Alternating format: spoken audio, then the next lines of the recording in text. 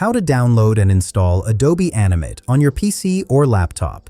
First, you'll find the links in the description of this video. Open the first link.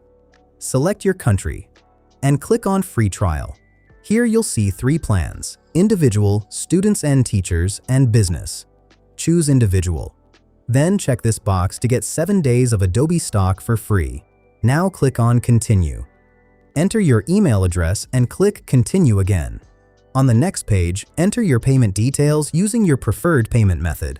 Don't worry, you won't be charged until your free trial ends. Then click on Start Free Trial.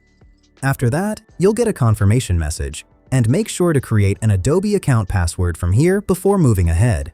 Now go back to the description and open the second link. This will take you to the Creative Cloud download page. Click on the Download button. Then double-click to run the installer and simply install the app. Open the Creative Cloud after signing in with that same account and go to the Apps section from the left side. Here you'll find Animate. Click on it, then click on Install, and Animate will start downloading and installing automatically. That's it.